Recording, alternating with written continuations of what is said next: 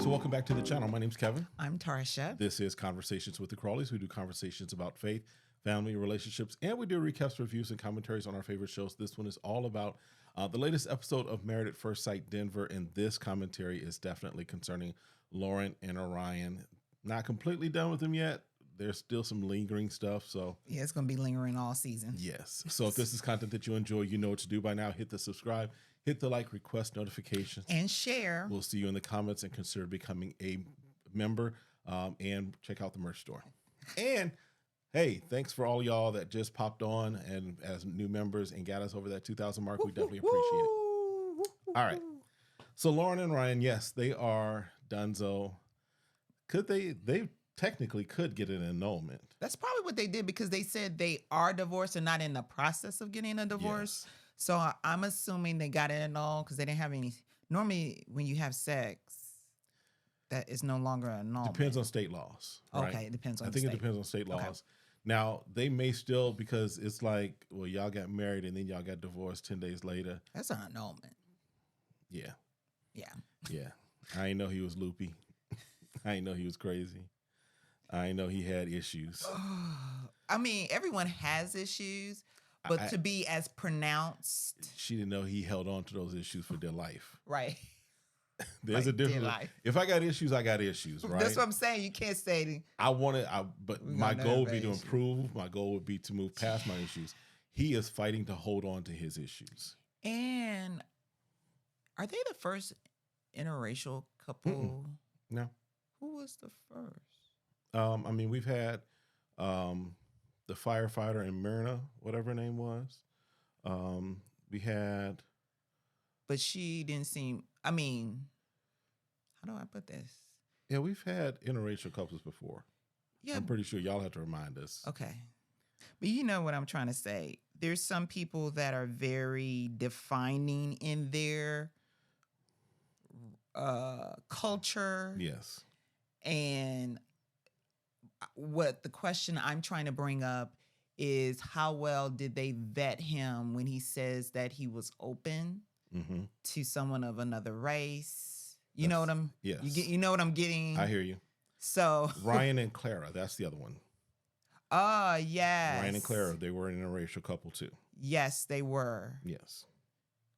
But culturally. And then Davina and Sean way back in season 2. Yeah. So. But culturally, there wasn't a major difference that they identified with. True, because with Ryan and Claire, we was kind of questioning some things about Ryan anyway. So,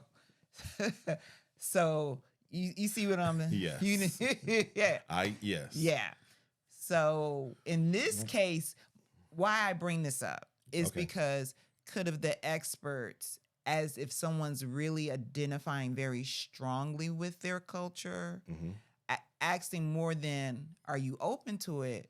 Okay, so what does that look like for you, who you are identifying very strongly in this, if something comes up that's offensive? Right. I feel like they might have needed to be a little bit proactive. Obviously, they can't foresee everything that's going to happen, You right? can't always diagnose crazy because crazy sometimes hides itself. It does. But when someone seems like they lead with that, which he was tending to very heavily lead in that area, Yes.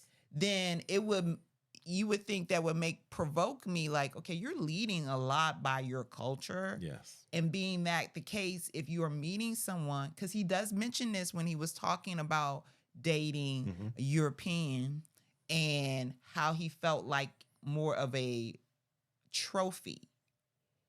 You remember that? Yes. Okay. But that would make me want to question, like, so if you are going to be meeting someone outside of your race, you know, what's going to be your triggers when it comes to certain things? You can elaborate. Go ahead. You see what I'm saying? I definitely get what you're saying. Yeah. But so again. And I know they can't, but we need to think in terms of like, if I'm meeting you, if I'm single and I'm saying like, I'm being open to people, but you can't but you're getting triggered, or you got to be careful meeting certain people. Covering for his insecurities. I completely related to his culture. I completely understand that. That's everything that's happening. So I completely understand. So he may have felt like a trophy, but I'm again, if this is offensive, I apologize in advance. My intent is not to be, but when I look at him, I don't see Native American off the bat. So therefore, that's him leading with that, him saying he feels that way, and he's positioned that way, is, in my opinion, I'm not going to say it's manufactured. No, but it is the result of partly the result of his actions, right? Of course. If I, we've talked about how, in history of people of color, of black people, right? Right. There was what we would call the paper bag test. Right. Right. Where it was like, if you were light enough, you could literally pass. You could pass. Right. Right. And then part of it, yes, was because of how the culture was at that time. Right. You didn't necessarily let people know what have you. Right. But you still had a strong sense of who you were. Right. For him, I think he leads with it because, again, of his insecurity. Right. So I think, enough about that for him. And that's the only reason why I'm saying when you are meeting someone and they're leading with only one part of their life, you need to investigate why they're leading that way. You need to investigate that. Agree. And that's why I'm bringing it up for those who are single out there and they're saying, hey, I am going to be dating outside of my race. Right. And when I speak to someone and there seem to be like this consistent overly topic, and that's like every time you get in the car, they playing Nuck If You Buck. Right. And this is even for people of African American, when, everything's very, what we would say sometimes very militant in some context or another, right? Mm-hmm. So I'm not just talking about someone outside of the African American. I'm even talking about, like, you got more kente cloth than brothers and sisters do in Nigeria. Exactly. And you identify and you're wearing exactly. So you get exactly. Right. And why are you leading with that? Obviously, yes, is everybody's culture important? Absolutely. Yes. Do we want to know where you come from? But if you make there's nothing wrong with you being proud of that, what have you, right? Right. But like you said, if you lead with that, becomes your full identity, that's a problem.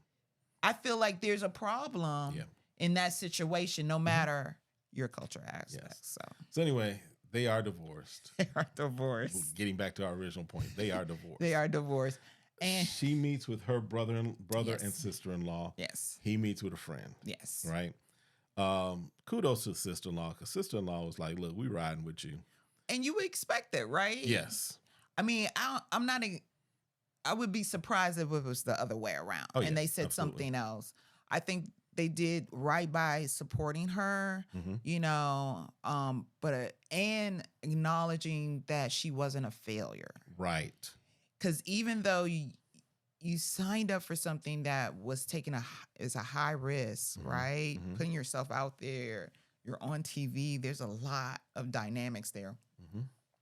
Them making sure she was aware that she shouldn't be blaming herself. Yeah, because she said she finally had the opportunity to sit in her emotions, right? Mm-hmm. Which, you need to sometimes just sit in your emotions, right? You need to feel everything regarding it so that you can know where you need to heal from, right? But I think the thing that she still says, that there was a point in her that was like it could still work out and she still had hope. Listen, I get that. I get it. I truly get that. But you giving too much for a 10-day, not even maybe a 10-day relationship, right? I hear that. Because again, yes, you have gone through this process. You did say you're committing to being married. Absolutely. And we recognize and we definitely acknowledge the vows of marriage, right? Yes. This is a unique situation. Yes. That this isn't even like your family's hung out together. Right. You haven't even got to that. This was like y'all saw each other across the playground, but you just never really got to know the person. Right. But they met at the honeymoon. Met at the altar reception. The family. The family did. He did meet the Right, family. but what I'm saying is this: is that in an arranged marriage, yes, there may be situations where there's still a period of yes, y'all are arranged, right, but there's still some time of y'all knowing that y'all you go do what you want to do, but right. when it's time to get married, y'all, that's Right. what's happening. We've exchanged everything. Right. That's true. That's Right? true. So That's true. this is a huge investment of hope Right. for really a third date. I hear what you're saying, but I think for women, I think she's taken Orion out of the picture and looked at marriage as a whole. I get you.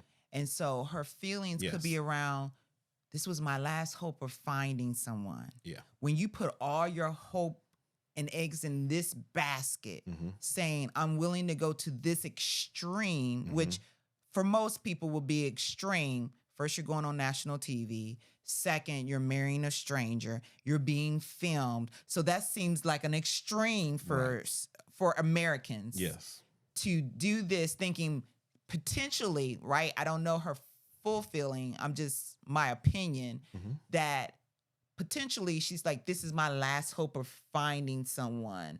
This is my last hope of finally getting to a point I'm getting married. Gotcha. and children could be potentially involved.